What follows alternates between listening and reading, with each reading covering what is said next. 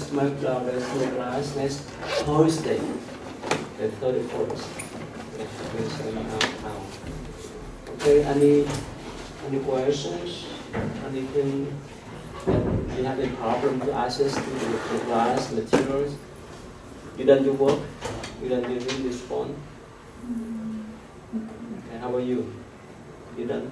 No, I thought it was Tuesday. I'm sorry. That's okay. That's okay. Just try, all right? Okay. Just try now. So if you see any problem, just let me know right away. How Okay. about you? You can do it. You done, right? It's good? Okay? You don't have any problem? No, it's good. Okay, then that's great. Okay, so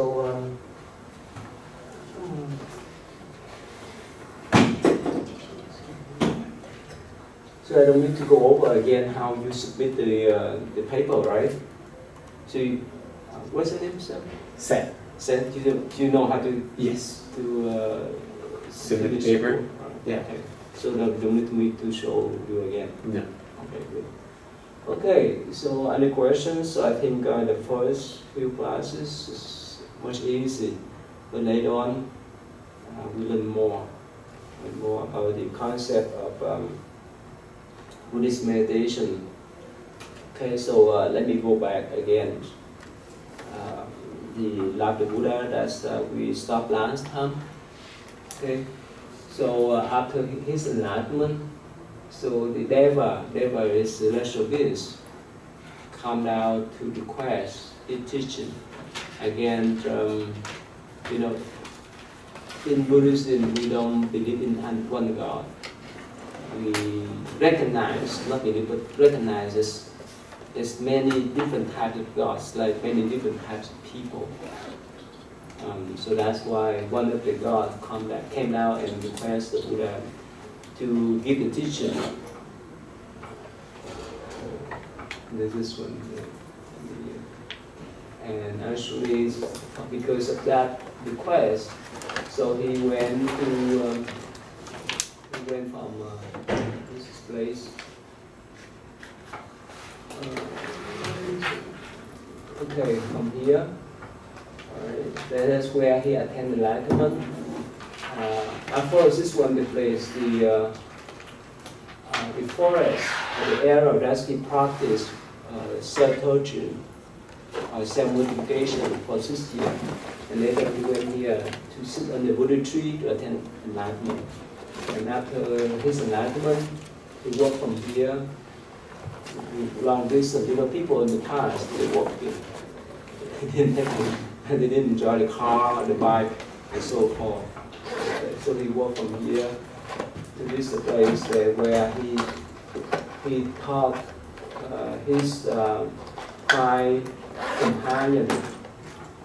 Remember, the five companions left him because he received an offering from the girls.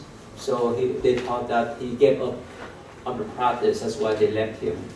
So after his enlightenment, he looked for them to give them the teaching, and they're the first 5 monks in the Buddhist Sangha communities. And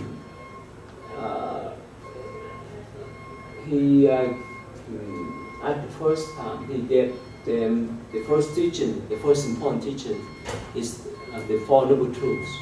That's what we learn today, briefly. So, okay, this is place, what we call Deep Park, or the place where he first get the teaching with the 5 monks. And now it is still, it has the pillar, the pagoda, and so forth. That's all. What's the name? Muhammad, the 13th one.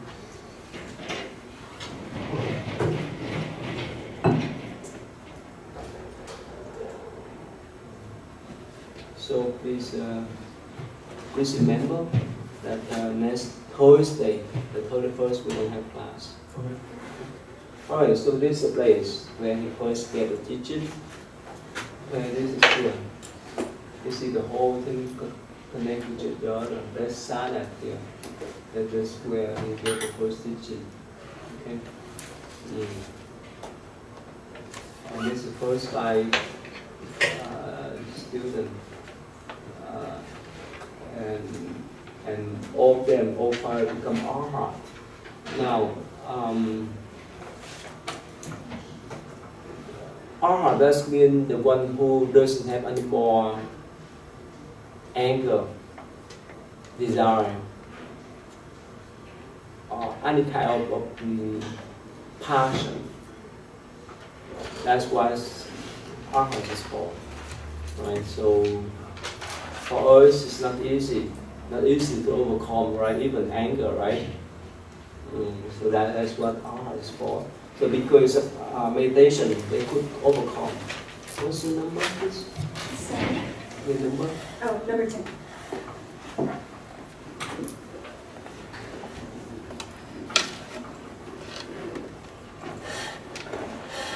So as human, right? If someone push the burden too much, we have that kind of anger, and sometimes we couldn't control our craving, whichever craving we have, right? But for arhat, they overcome those kind of passion, those kind of emotional problems through meditation. Remember, the Buddha sat for 400 days under the Bodhi tree and attained enlightenment because of meditation. And from the Buddha times up to now, whichever tradition you study in Buddhist traditions, most of the enlightened, awakened master practice meditation. Of course, in the Tibetan tradition, they decide the mantras, but still, this is certain form of meditation. That's what we learn in later toward the end of the semester too.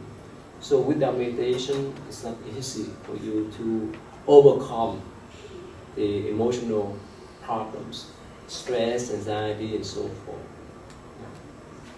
So after his teaching, the first teaching, the Four Noble Truths, the 5 months, they did meditation and recognized those teaching and attain that called arhatship, become arhat. And later on, some young men came to seek teachings from Buddha, and he led some of his friends to become the Buddha disciple too. And this, of course, is some kind of miracles we know about the Buddha lives. It's one of the miracle that he was not affected by red flood. You see that? So he walked through the river. That's his sacred power. And actually, in Buddhist traditions, all of the arhat, not talking Buddhas, could have some kind of sacred power. Let's say when you overcome your passion, when you overcome anger and craving, you have some kind of skill. What they call in Buddhist explanation is sacred power. It's probably for us, for common people, it's not easy to understand. Let's say when your mind is so calm, you see things more clear. Is that right? But when when you have so much anxiety and stress, depression, you cannot see things much. Remember, you know the words, love blinds us. You understand that? Mm-hmm. When we are in love with someone else, because of love, is blind us. We cannot see things. Whichever male or female, or whichever friend, boyfriends, girlfriends, even husband and wife, they're so lovely, they're so beautiful and so forth, and we may not pay attention much or recognize their mistake. You understand that? Because of love, all right. And on the other hand, when we're so angry towards someone else, right? We could not control our mind. We could not see things as the way they are, and we may do something that we regret later on. You understand that? So with that type of emotion, anger, craving, and so forth, they cover our wisdom. That's why meditation could help us to cool down the mind, to see things more clear. So that's what. And later on, for those holy monks, they have that type of sacred power to control whichever phenomena is, and go beyond things that we're thinking normally. And in Buddhist tradition, you know the story that priests walk on the water, right? For Buddhists, it's normal. If you have that kind of power, if you have that kind of sacred power, if you reach that kind of state of mind without any kind of desire, any kind of anger, you can have that type of skill. Every one of us, not only Buddha, Bodhisattva, or art, but we have that type of what we call innate skill. That's why later on we study about in Zen traditions, they focus on going back to pure nature or Buddha nature that we talk about later on. Okay.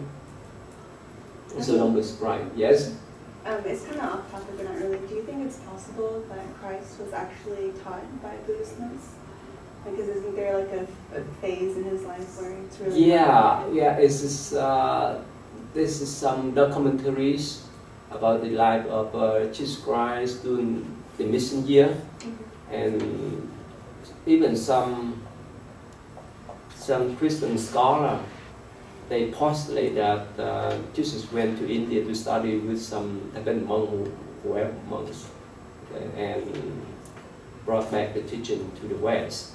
And that's as they postulate, and they make documentaries on the BBC News. Yeah, actually, you guys see here.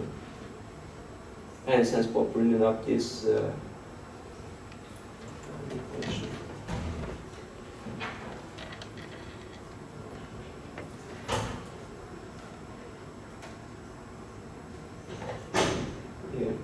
Here, this one here. This documentary is here. Yeah, and many Christian scholars, they compare the teaching of Jesus and the Buddha. They found that there's all kind of similarities there. And of course, because the Buddha was born 6 centuries before Jesus Christ, so they postulate that Jesus went to India to study. So that's what they postulate. Okay? So again, that's not the scope of this class. Actually, last year I set up to teach the class comparative study of Buddhism and Christianity, but we didn't have enough students, so I have to cancel that class. It's been interesting. Yeah. Anyway, so let's go back then. You see a lot of similarity there. Okay, so again, this is what we call the Naga or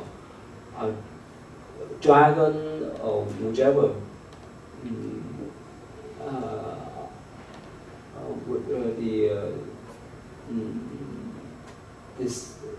The big snake, you can say that. All right, so he tried to harm the Buddha, but the Buddha used his compassion to tame this dragon, a big snake.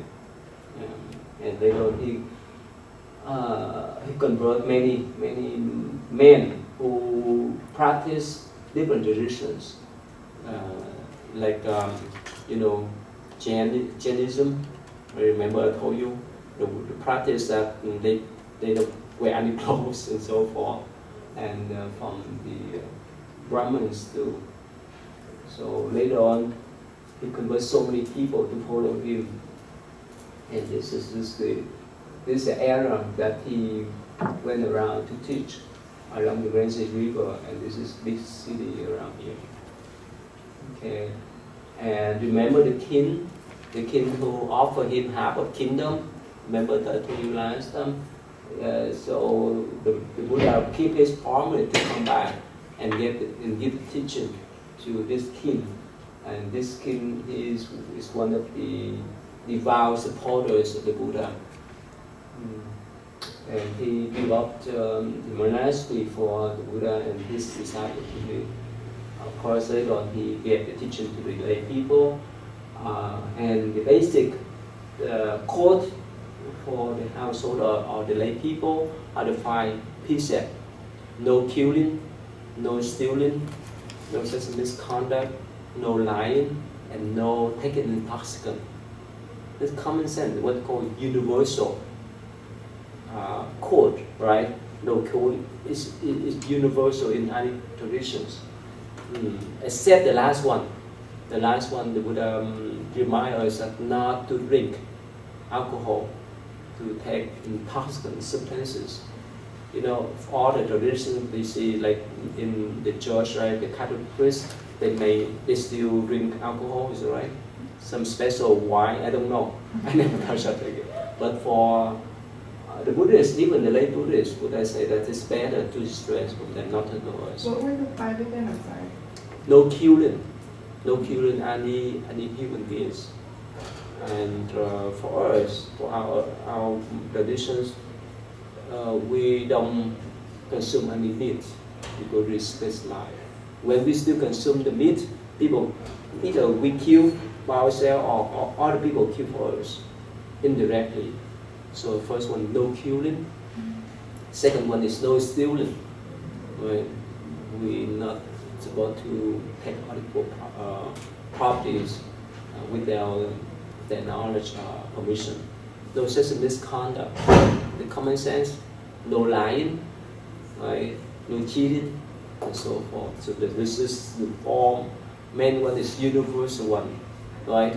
Is any traditions would follow this, but the last one is different. That no drinking alcohol, no taking intoxicant. Of course, it's universal too, but still, other traditions they may allow, like Catholic traditions. How about in some Christian churches, the pastor, some of them still drinking, right? But not for us. When we drink too much alcohol, we can't control our mind.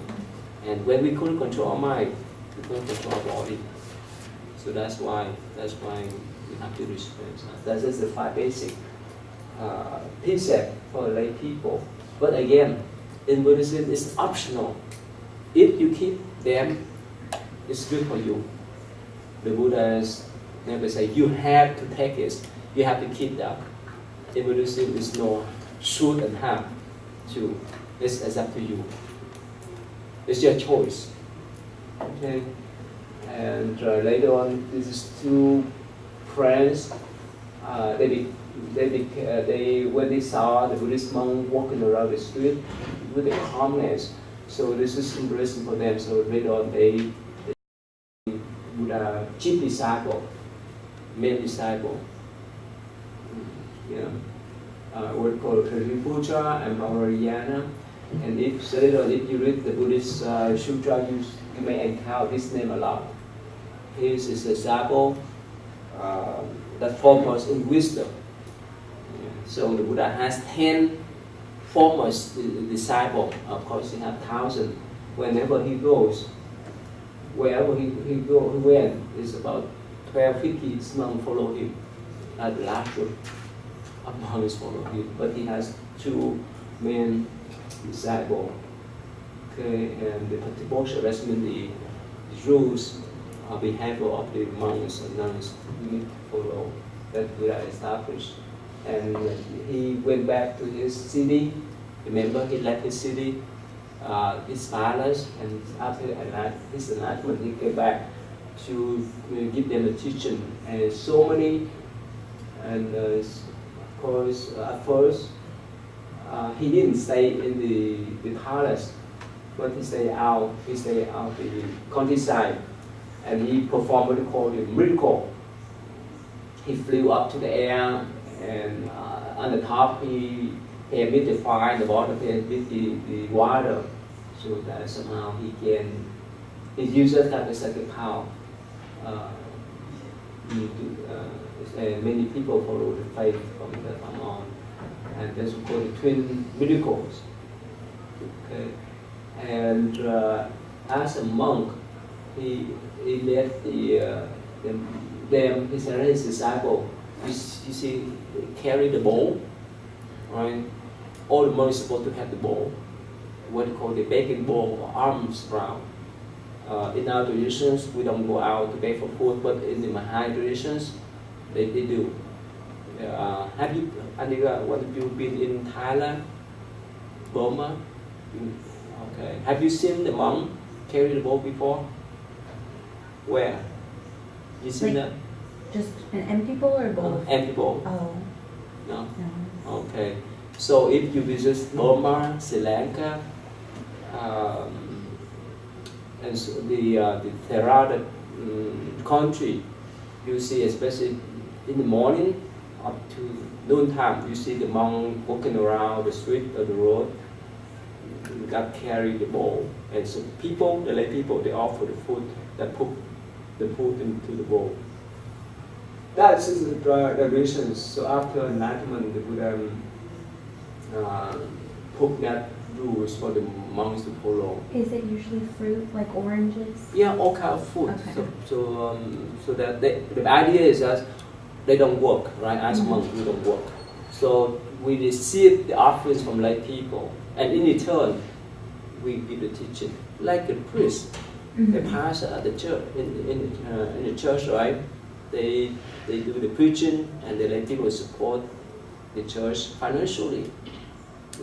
But in the traditions, monks are not supposed to keep money or anything. But of course nowadays it's different. For me, I need this kind of equipment, this kind of laptop and so forth to do the teaching too.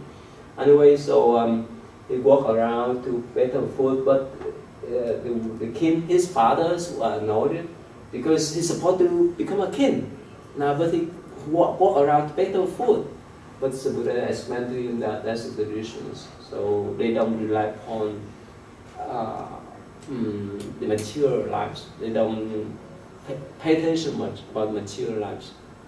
You know, when you dedicate your life, let's say for a spiritual life, you don't pay attention much about the material lives, like how much money you have in the bank, or how many cars you have, or how many houses you may have.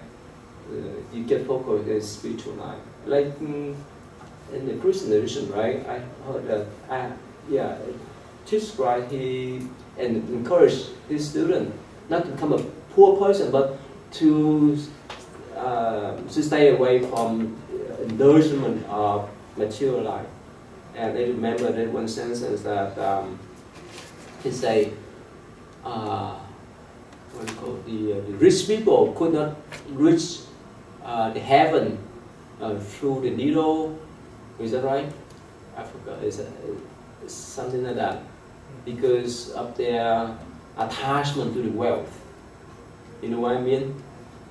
So basically, his idea is that because of attachment to the wealth, it's not easy for the wealthy people to reach to the heaven. That's what the meaning for.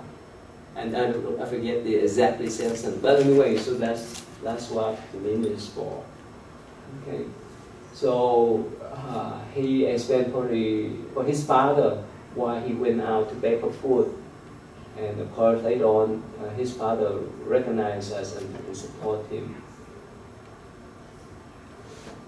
Excuse me. Bless you. Okay, and he started to teach people in the palace, and many wealthy and many people in the palace, especially young men, old men, they follow him to become a Buddhist monk. And remember his wife, right? He left his wife, he gave teaching to his wife and his son. At that time, his son was 6-year-old. Remember, he left them when his son was born. was born. So when he came back, his son was about 6 years old, and later on his son became a first Buddhist novice. So you won't be surprised in Buddhist traditions, whether it's Mahayana or Theravada, you see some young novices in the temple. So that's the tradition there. Okay, and there's some story that at one monk, he just got married with his wife, but somehow he was a cousin of Buddha. So it was somehow the Buddha asked him to become a monk because of the spell. So he went to the monastery to become a monk, but he still missed his wife. And the Buddha performed some kind of miracles. Second power, later on, he pacified his mind as a monk. And actually, at first, the Buddha brought him to the heaven to see all kind of celestial female there. It's so beautiful. And later on, this beautiful heavenly celestial beings. But later on, he brought him down to the hell. His cousin, the one monk. So he warned this monk that if you don't cultivate, you may create bad karma to roll down there. And if you cultivate well, you may be reunion with the female celestial up there. So that's a mean for the Buddha to teach. But later on, that monk, he practiced diligently and become an arhat. So that's just the way. Okay, so again, so he converts many sect prince to become Buddhist monk in his communities. And when he went back to his palace, and his dad passed away. When he was sick and passed away later on too. And he remembered his aunt, the one who took care of him after his mom passed away 7 days after he was born. So after the king passed away, his aunt liked to become a Buddhist nun. Of course, at first he didn't approve that. Of course, this is some problem with the culture over there. Even in the West, right? Especially in Catholic traditions, the nun could not preach as the priest, right? Of course, in the Protestant Lutheran tradition, it's a different story, but still. So in the past, somehow people consider lady, a female, as secondary citizens. So this is common in the West and the East too. So because of it's even not talked about more than 2,500 years ago. There's a stigma there, right? For the lady to become medical, this means for become a nun, it's not easy. So that's why first the Buddha reject her request, but later on, one of his disciples made a case, and he accepted them to the Sangha, and she was the first Buddhist nun in the Buddhist Sangha. So nowadays, you see, the nun can operate or run their own temple separately from the monks, and they have the same authorities. They have the same right to do things as the monks. And even in this era, in Houston area, there's many beautiful or large nunnery temple around. So anyway, and later on some local king becomes one of his followers, and they support him. Actually, somehow during his lifetime, many kings, officers, and so forth, or the wealthy people support him. And this is one miracle has happened to him, that one summer he went to that what they call Tabasim heaven to teach his mother Remember his mother, after she passed away, she went up to that heaven. In Buddhism, we believe there's many levels of heavens, and many celestial beings, not one God. So after she passed away, she was born in that heaven, and one summer he went up there to give her teaching. And that is according to Buddhist legend. And of course, in lives, we have friends and foes, enemies. So one day the Buddha was accused by one lady that she falsely accused him to have a child with her. But later on, the gods and devils revealed that they manifest themselves as a mouse, because she carried whichever, they say that a pillow or whichever she put or she tied around her belly to accuse the Buddha to make her pregnant. But the god went underneath of her bell and cut, bite that bell, and that pillow, whichever, fall down. So people know that she accused him falsely. And you could see that there's many stories that even animals, they support him, they love him because of his compassion. There's a story that a monkey offered the honey to the Buddha, and the elephants will take him when he went to the forest to do meditation by himself. And this is, he encounters some kind of difficulties, the famines, and so forth. Okay. And remember his son Rahula, when he grown up, he took the ordination to become a Buddhist monk officially. Yeah, sorry, what's the name is? Kimberly? Yeah, which number? Number 6. So please remember, we don't have class. We won't have class next Thursday. No class Thursday? Okay. The Thursday. Next Thursday. The 31st. 31st. Yeah. And have you spoken about the hurricane might be affected? I wanted to come to see you on Sunday. Oh yeah. But I'm not sure if the hurricane might affect. Hurricane? Yes. Yeah. Yes, we have a tropical storm coming. It's gonna hit Harris County Really? and Fort Bend. Yeah. When this Sunday? It's hitting Tomorrow tomorrow or night. Saturday. Tomorrow, Saturday, and Sunday. Sunday and Sunday. maybe Monday. And possibly Monday Oh, too. wow. Yes. Wow. I thought this in the last few weeks, the No. weather is so beautiful, right? Well, we're still in hurricane season. Oh, really? Yeah. I don't know.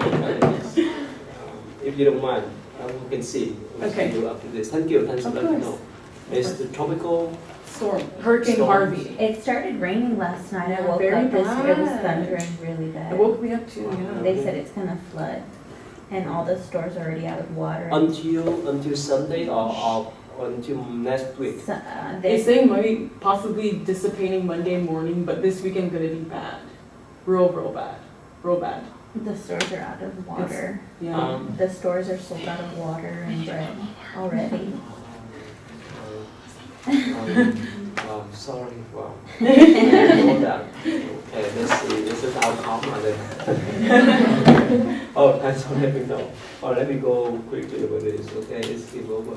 And this is a story that the killers, he killed 999 people to get the fingers.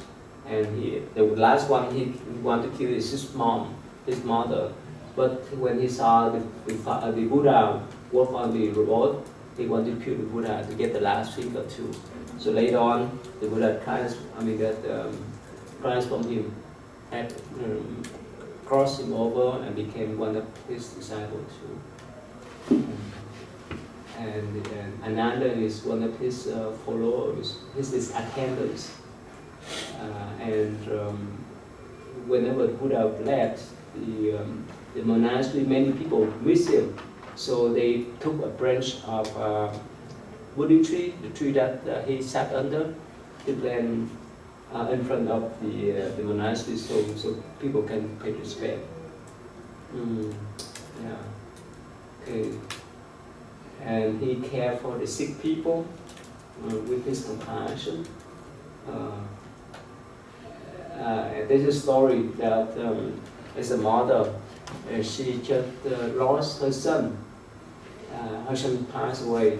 She loved him too much that she carried him around to find people to rescue him. But someone said, "Why don't you go to see the Buddha? He may rescue your son." So Buddha said, "Okay, now why don't you go to the village and find for me what you call the mustard seed in the families that never had anyone pass away." Can she find? No. So she went here and there, and finally she went back and said, "No, wherever I went, people say in my families, some people pass away." So Buddha say, "Wow, that's part of life." So that's the way he taught her to let go of her dead child. Alright, so later on, and now some lady became Buddhist nun through this many stories, and many of them even attend arhatship to become arhat. Remember, I just told you, whoever achieved that state of mind, arhatship state of mind, they would not have any more anger, they would not have any more craving, they would not have any more stress, depression, and so forth. So that's true meditation. Even male or female, young or old, we have that kind of abilities. There's no different. We're different physically, but mentally we said that as a Buddhist idea then. And Arhat Rinpoche, he went back to teach his mother here. And Arhat Mongoliana and his mother. This is a story that relates to our special celebration on this Sunday. That when he used his psychic power to rescue his mom, actually to bring the food to his mom. His mom was born as herbivorous, and so she could not consume the food. Whichever food she put in her mouth, this food become a fire. So by himself, he could not help her out. So he went back to see the Buddha. The Buddha told him that you need to offer the food to the older holy monks, and after consume the food, they would pray for her with that kind of power, the power of prayer. Later on, he followed the Buddha instruction, and with that kind of prayer from all the holy monks, his mom was reborn in the heaven. That's a story about our special celebration this Sunday. See, I thought it was Saturday. I thought you had said Saturday. Oh, so it's Sunday. It's on Sunday. Yeah, Okay. Sunday. So hopefully, I think, we'll reach it. We can make it, yeah. We'll make it then. Okay, and that's just relate to what I call pillar piety. In the East, is still important, the principle. And here, throughout the lives, Devadatta is one of you can say that the most critical one, the one who gives the Buddha hard times a lot. He teamed up with a young prince to harm the Buddha. He hired the archer to shoot the Buddha, but all of them ran and followed him. And he even dropped the boulder to kill the Buddha, but only one drop that hit the Buddha's feet. That is just the image here. And he released the drunk elephants to stamp on the Buddha, but the Buddha used his compassion to tame down the elephants. So he taught for 45 years, not 1 year, not 3 years, but 45 years. And every day he taught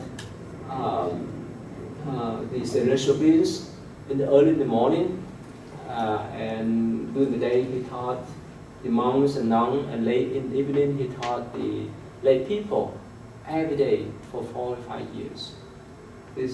And he just not sleep and just rest for 1 or couple hours per day, that's all. So he really busy. He has really busy schedule. So when he was about 80 years old, he was sick, and they say that this one man, he offered the Buddha, according to the legend, the poison's mushroom. And the Buddha, after he consumed, he told the donor that you need to throw away the food. Don't let anyone eat. So after he consumed the food, he was sick. But the Buddha said he praised the person that the first person who offered the food to him to attain enlightenment, that's the younger. The last one who offered him the food before he entered Nirvana, both of them had the same merit. You understand that? It's different from us, right? If someone gives us poison, this is very critical, right? We may sue them or we will have that kind of hatred to them, right? But the Buddha say no. The first one, the last one who offered him the food had the same merit. And even he praised that person too, because of compassion. Okay, so the Buddha almost passed away, and of course many monks they cry, but the last one they didn't cry because they know it's just life. We getting older, we were born, we get older, and one day we have to pass away. So there is the Buddha, and the Buddha last advice for the people to practice. And he entered Nirvana. He lied down peacefully under the 2 trees, what they call the Maha Great Nirvana. The Nirvana, they call this. The state of mind, it's not the place, but the state of mind that you have no more anger, no more anxiety, no more craving. That's what called Nirvana. Okay, so that is this one. And after that, after he passed away, people burned his body, and they cremate his body. And even now, they still have his sarira, a relic. And there's one Brahmin, he stepped out and revived the Buddha, read it to 8 kings. 8 kings, the one who follow the Buddha teachings. And at first they tried to fight for the Buddha relic. But this Brahmin stepped out and said, well, during the Buddha lifetime, he taught compassion and non-violence. So how could you guys fight for his relic? So they listened to him, and he devised 8 portions. And later on, the King Ashoka, after he unified India, he collected all of these Buddha's relic and divided in piece by piece. After that, he sent them with the delegation, missionaries to the west and the east. Okay, that's all for the Buddha life. And the first Buddhist council that happened right after the Buddha passed away, 2 months after the Buddha passed away, is convened by one of the Buddha's great disciple, Mahakashipa, and this monk, he memorized all the Buddha teaching, and he recite again for the people to recognize. But they just convene and decide the Buddha teaching orally. The teaching has not been written down yet until a couple 100 years later.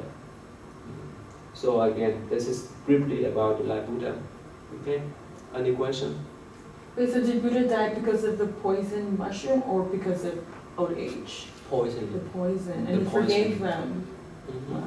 Yeah, the one who offered gave him, it, yeah. but he praised that guy. Yeah. It's quite different from us, right? Yeah. If someone gives us some poison, we may sue that person. But the Buddha is no, he recognized us. And they purposely wanted to poison Buddha? No. Oh, no. gotcha. He just get the wrong. This is the food. wrong God. Mhm. Okay. Not Not intention. Okay. intention. Alright, so that is the brief introduction about the Lada Buddha. Okay, and let me go back to here. The point is for today is the Buddha teaching about the Four Noble Truths. That's the first teaching that Buddha gave to the first 5 months. It's so important.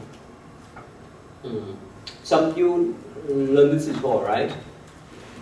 Okay. You read before? What's the name? Second. You read before? I read a little bit when I was reading into the 8th. Okay. What you learned? What would you understand about? Basically, kind of, I forget what they call like the illusion of the world and the material world, not to get too consumed in the materialistic world, and that if you can really see past wanting, if you can see past your desires, because your desires can change from day to day. You know, like what you think you want now isn't what you're going to want in the future. So if you can really like understand that, and even sometimes what you want isn't what you want, is what other people are telling you what you want. So if you can really understand that, you can find like an inner peace. Good. And one of you have any opinions about this Four Noble Truth? Have you learned? Have you read this before? It's too important. It's delayed to our practice, to our starting of Buddhist meditation. Okay, now you see that here. So, anyone? Okay. So the first thing, okay, here. Why? I need to explain this briefly so that you understand this. In any traditions, yes, people say, "Oh, I follow the truth in my teaching, the truth in my tradition," right? But in Buddhism, let me see. Let me scroll up a little bit.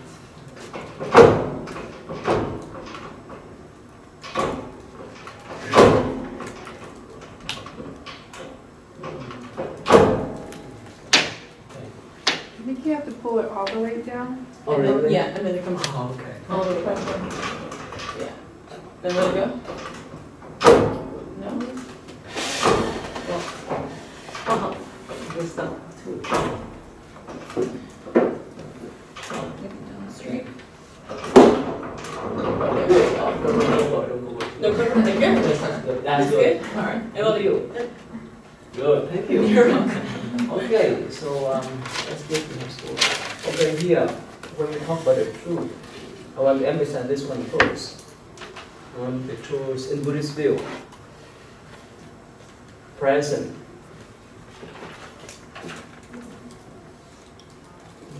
You know this side, right? Past. And of course, future. Okay, so here is the Buddha mentioned about the nature of suffering. Remember, whenever people with the Buddhist philosophy or principle, when they encounter this word, suffering, Buddhism is so pessimistic, right? Actually, suffering, actually, it's not the case. Now, not to live is to suffer. Physically, we were born, we getting older. We have gray hair. You have gray hair yet? Not yet, right? You know? Oh yeah. Oh, really? And Yeah. one day we have to pass away. This is a cycle of life, no exception.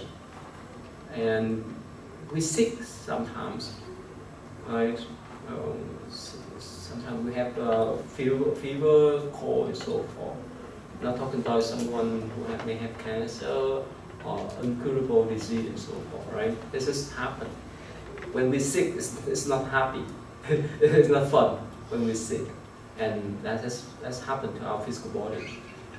In the past, people in the past, they were sick before they passed away, is that right? Of course, sometimes they died because of the war or whichever. How about mentally? We have stress, anxiety, depressions, and so forth. every one of us. Otherwise, we won't be here. So how about people in the past? They would not be free from those things. That's right. So that's happened to people in the past and happened to people in the future. How about our children, grandchildren, and so forth in the future? What do you think? They will be free from physical suffering and mental suffering? No way. That's why Buddha said that's the truth.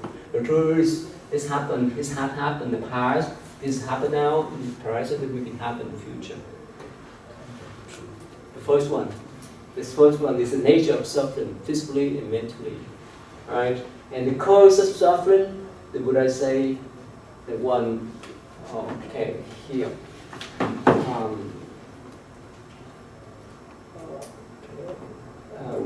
We scroll down later on. Yeah, the Buddha say craving.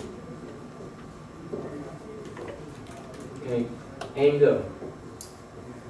In general term, it may cover many things, right? Desire, whichever way, anger, jealousy, and so forth. So the Buddha said this is the root. These are the root of the problems mentally. Okay, physically, when we sick, we can visit doctor or hospital, right? We get medicine to be recovered. But mentally, we can be our own doctor if we know the root of the problems. Now let's do an example. Let's say throughout this semester, of course you will take a test, right? You have to take multiple choice in some of your tests, right? And what happens when you walk into the room to take the test? You assume or you expect yourself to have an A. And what happened the next couple of days when the professor did back a test or you look at your grade online, you have a B or C. What do you think? You'll be frustrated. Yeah. You'll be sad. You'll be depressed. So that's why, it's better. Later on, you know that too. That don't expect too much of the outcome. Try your best. Because if you put the outcome, or if you have the expectation about the result that you want to have, craving you want to have, that's a source of suffering. When you walk into the class to take the test and you expect yourself to have an A, what happens? You may be nervous. You may be nervous when you see the question that you have not seen before. Is that right? Mm-hmm. And many things happen, sometimes because you're so nervous that you circle the right question first, circle the right answer first, and later on circle the wrong one. Mm-hmm. Make sense? So the best way in Buddhist view is that, in Buddhist approach is that try your best to study and accept the outcome. Do you understand that? So that you can overcome this craving, this expectation, this should or must. And of course, through meditation, we can overcome this kind of craving, this kind of expectation. It's not easy. In our life, we have so much expectation for ourselves, for others, our friends, our future wives, husband, and so forth. That's why we suffer, right? And it works the same way as anger too, right? And if we label someone as enemies, whichever thing they say, we block our mind.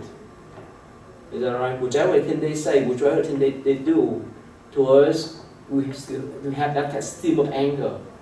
Whether they give us suggestion, some helpful idea and so forth, we block ourselves from them.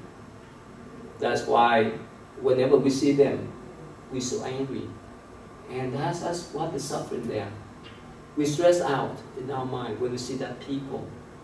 When at work, if your supervisor gives you hard times, so many times, right? When you see them, oh no again. You understand that? Of course, sometimes in the school, right, some professor require you to do a lot of work, and sometimes you don't like to go to that class, but you have to, because you need to fulfill the requirements of your major. So again, if we still harbor that anger, it's harmful for ourselves and others. Well, that's why we stress out when you see that type of person. Make sense? Alright, that's why the Buddha said that there's a cause of suffering. The root of the suffering, mentally and physically, because of this. You know, when we angry something, someone else will happen with our physical body. It may affect our stomach, right? You know, right? It may affect our mind and so forth. And what happens when we cry, we expect too much again? It's affect to our physical body too. So the Buddha said that that's the root of the problem there. Not from someone else, but accept ourselves. So that's why meditation, the last one, the first, the third one, the Buddha say, whichever things, what happiness or suffering, of course, we can change. The responsibility of the suffering can stop.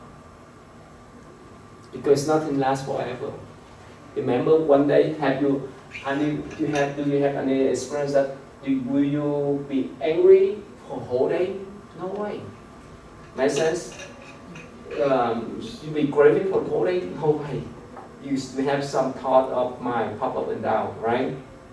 That means they come and go. In Buddhism, like you just mentioned recently, that's what they call illusion.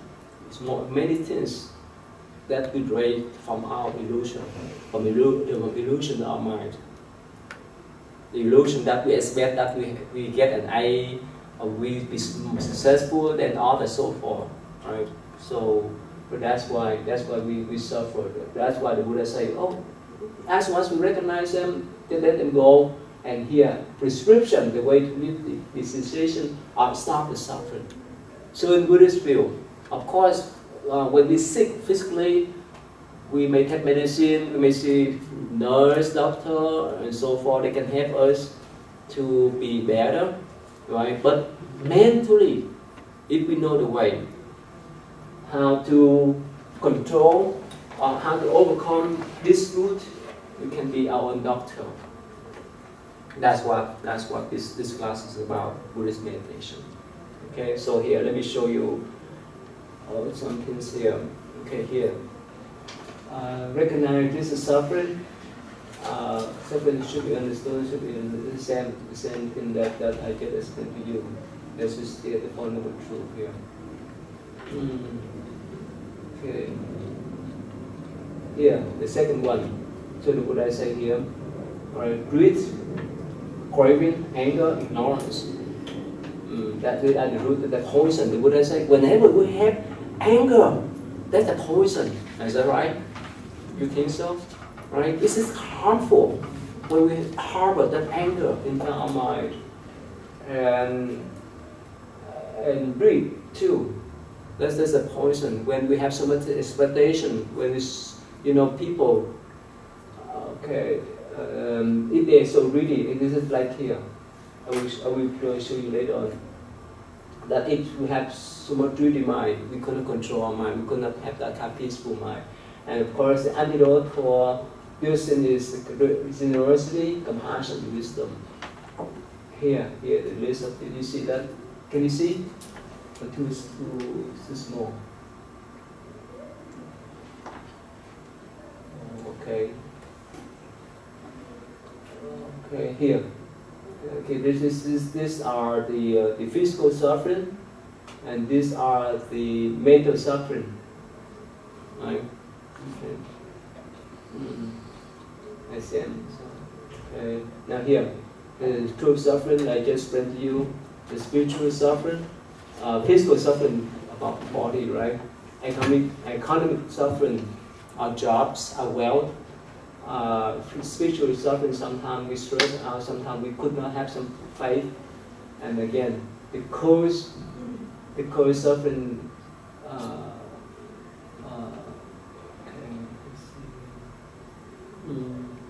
Yeah, again, this is the craving, the greedy mind, and so forth. And this is where we can extinguish and stop the suffering. The true of the path, the method to overcome especially the mental suffering there. This is the general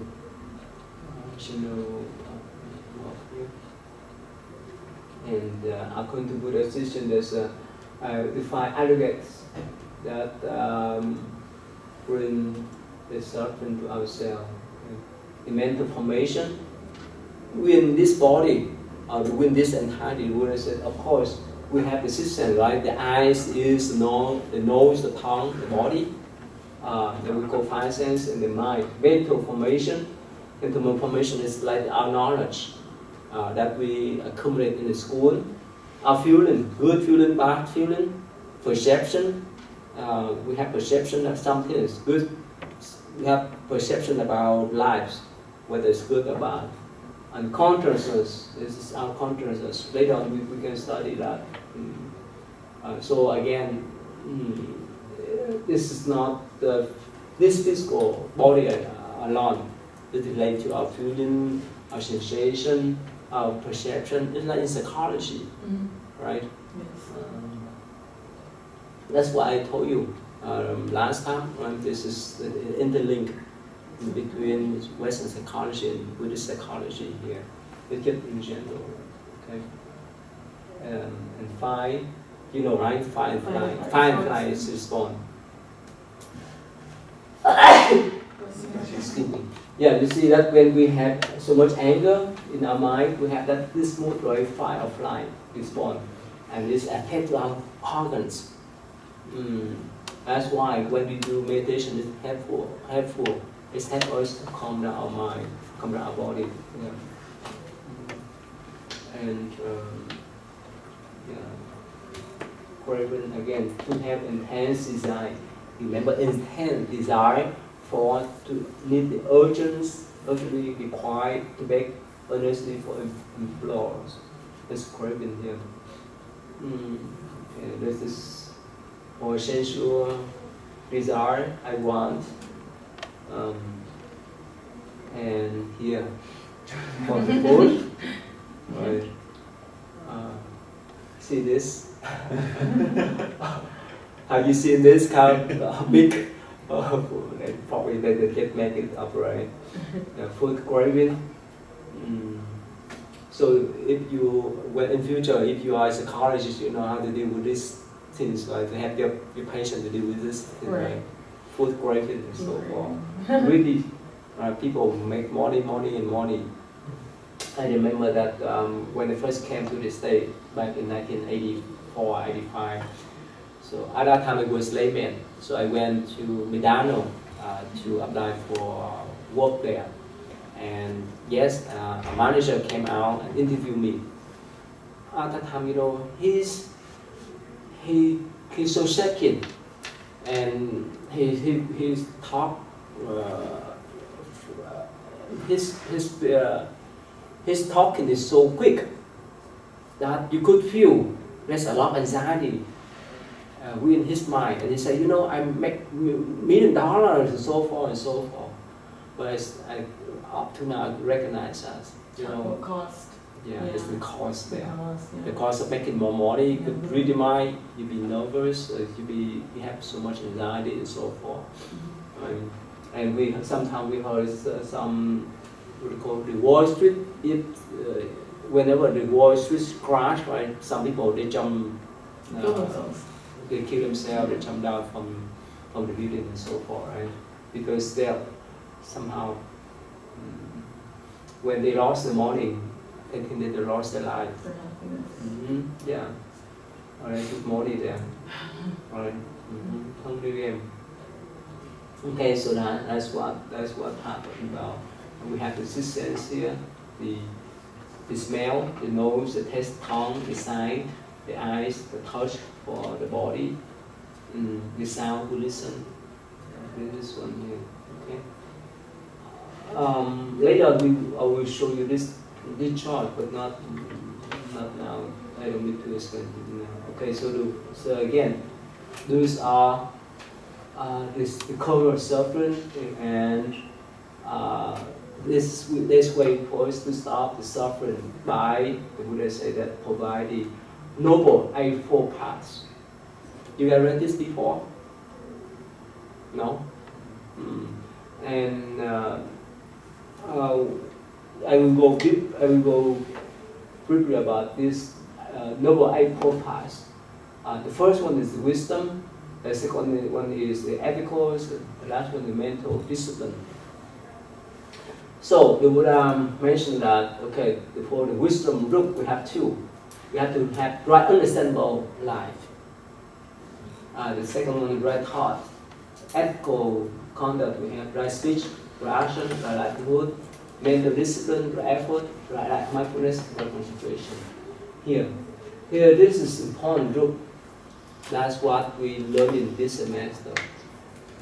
You know, many people, right, in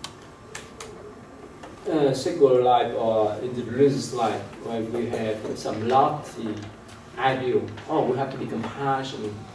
We have to be compassionate toward other people. We have to care for other people.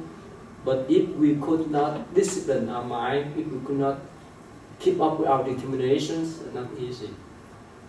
For example, you know, if you see homeless people standing on the street, if you really have compassion, you can share with them anything, the piece, a fruit, water bottle, anything. But what happens if some of your friends say, "Wow, why you give this kind of thing to that kind of people? Why you waste your food for them?" You understand that? And you may have second thought. Oh, okay, probably makes sense. Why don't we use that food for ourselves or our family members? Why we have to help the stranger? But we know that we need to share. If let's say if this is our turn, we wish someone step up and help us. You understand that? So with that kind of mind, we would have them continuously and consistently. But if we listen to other people, whether they encourage us, they want to stop us, sometimes we may not have much motivation to help other people. That's why we need to have certain type of effort. We need to have certain type of concentration, certain type of determination.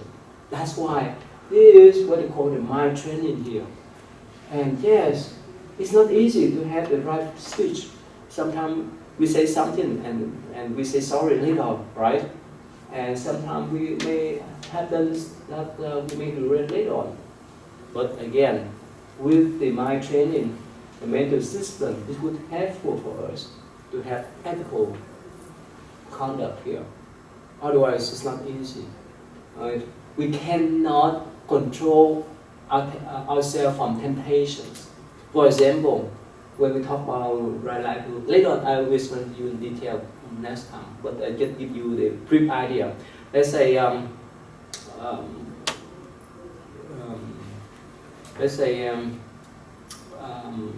after graduation, right, from college, and some company offer you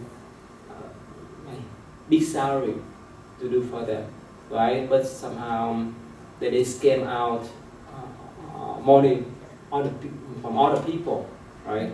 They ask you to do this and that, use your wisdom, use your knowledge, a skill to hack other people's computer and so forth. I just give you an example. And if you don't care about the karma, you can, you say, oh, I can do that. They pay me to do. I have many friends, Buddhist friends in Atlantic City. There's many casinos there. Have you been in Las Vegas? Oh, yes. Yes. You did? Yeah. Yes. All right. Okay, it's beautiful, right? It is, it really is. But where they get the money? Sinning. Yeah. Sin, taking it from others. Yeah. So they create this kind of environment to tempt people to do the gambling. So many of my friends, my Buddhist friends, and my Buddhist followers too, they work in casino too. And yes, they receive the income, a salary from casino, well, of course, they need to have the clients to pay to pay for this. I mean that if they win, the casino would close. Is that right? Yeah. And that's why many of them they come there and be, you can say sorry to say be loser, be losing money. Of course, there's all kind of scam to tempt people, right? To do the gambling. So anyway, so in Buddhist view, when you work in that type of industry, that's not right. That's not right livelihood. Right? Yeah, so that is one example about the livelihood. Again, without right thought and right understanding, and without some type of mental discipline, you will not care much. People pay for me. The casino pay for me. I can work. I can become a dealer. They just, I don't know what about the car, but what I'm talking about the dealers. Mm-hmm. They don't care much. If they don't care much about karma, if they don't care much about other people suffering, they just work. So that's why in the future, when you finish up your college degree, yeah, you need to pay attention about, again, that's what we call livelihood here. Of course, when we have the right understanding about life, when we have the right thought, we can overcome the temptation, the desire that we could not handle, right? And so, let me scroll down here. Here, that is A4 part here. Is something that I mentioned recently. Okay. That's just what we talk about mindfulness, introspect, awareness. Let me scroll down here. Take the big thing. So the suffering is the core, creating the suffering, that is the root, and we can stop the suffering by follow this path, A4 paths. That's the basic teaching of Buddha. Okay.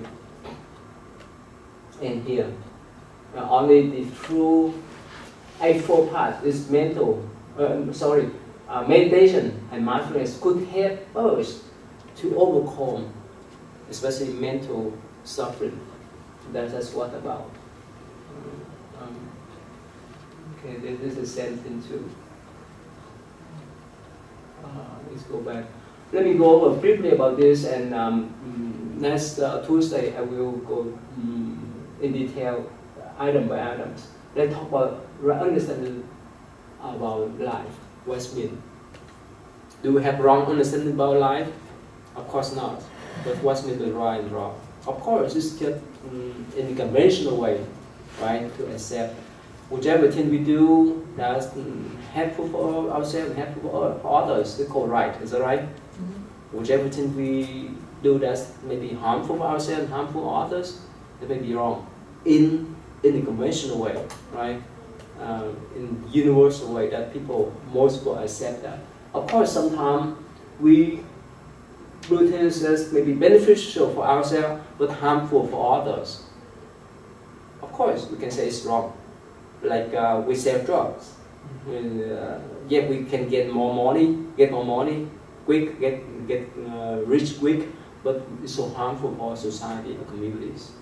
So again, anything that's harmful for ourselves and others is considered as wrong, or bad karma. So when we have that type of right understanding, so we can understand why we need to have the right speech, a right action, a right livelihood. Everyone wants to live. No one wants to die. Everyone wants to be happy. Everyone wants to be careful. Is that right? Everyone needs love from whoever, from our parents, from our relatives, and so forth, right?